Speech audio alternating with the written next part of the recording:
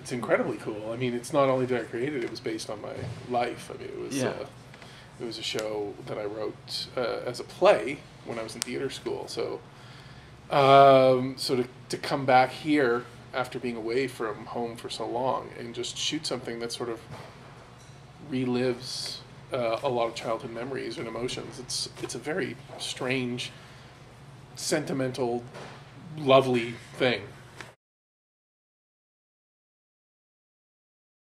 Well, yeah, I mean, a lot of it. I mean, the play was about me growing up and leaving home, and then about me thinking about what it was like when I was growing up, and so, yeah, I got to live out a lot of my vengeful thinking against my brother.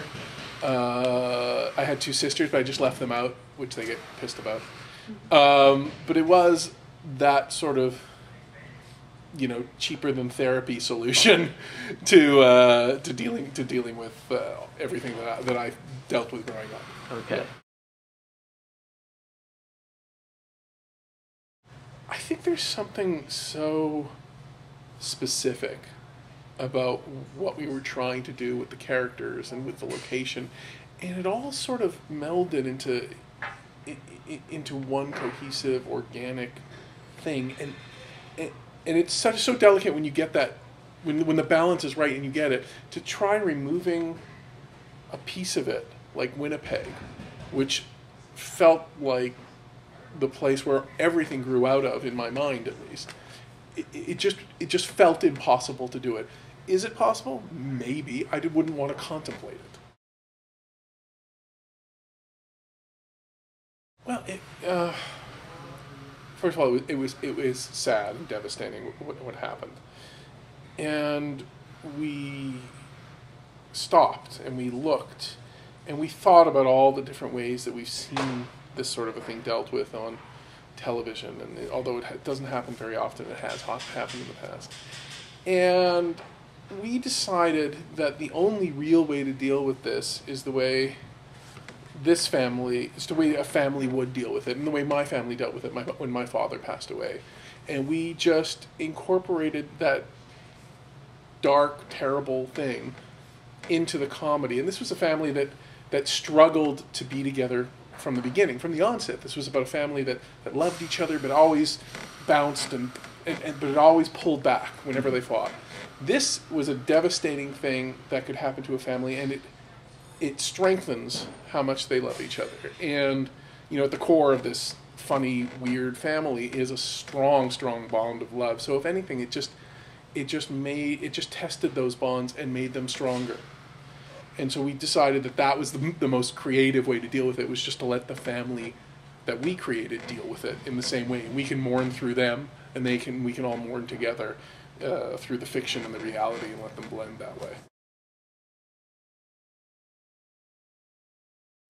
Well, I mean, Sheldon is growing up. He's changing from a young adult into a man.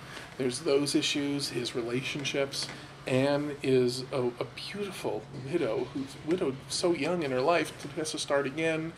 The business is always struggling and will probably always struggle because they're sort of a hard scrabble family that just has to keep going. Yeah. Josh will continually fail, but has this noble pursuit of trying to be the best actor he can be, even though that's minimal. So I think that these people will all continue on their trajectory, and it's the bonds that how they're tethered back to the family, and that's what will resonate in an audience. So we can go anywhere with these people. We can take them on vacation to Jamaica. We can let people get married, and it's still this crazy bond of people who make wrong choices yet still love each other, and that's what you want to watch. And I think in any show, that's really what you want to watch. You want to see that thing that resonates in you, and I think people have really responded to these characters. They love them, and if you love someone, you are willing to watch them go through anything and still keep yourself interested in it.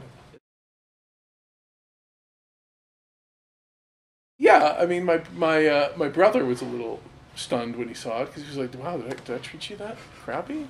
I mean, was I that much of a shit to you?" And I was like, "Yeah." He was 12 years older than me. He was a big brother who just kicked the shit out of me.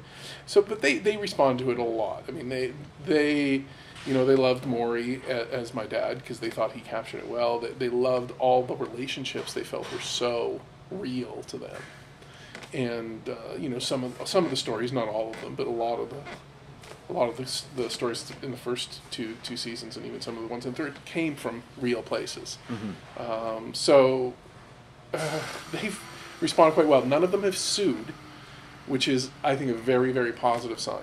It's a good sign. Yeah.